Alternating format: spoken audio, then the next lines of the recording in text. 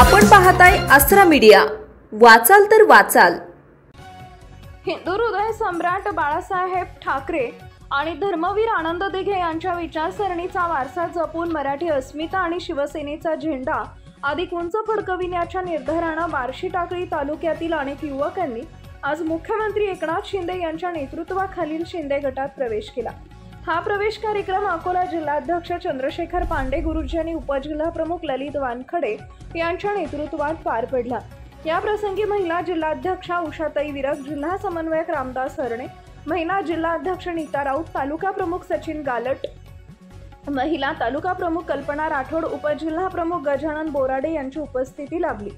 राज्याचे उपमुख्यमंत्री आणि शिवसेनेचे मुख्य नेते एकनाथ शिंदे तसेच खासदार डॉक्टर शिंदे यांच्या प्रेरणेतून आणि अकोला जिल्हा संपर्क प्रमुख तथा उपनेते माजी आमदार गोपीकिशन बाजोरिया यांच्या मार्गदर्शनाखाली कार्यकर्त्यांनी पक्षप्रवेश करून संघटन बळकट करण्याचा संकल्प व्यक्त केला।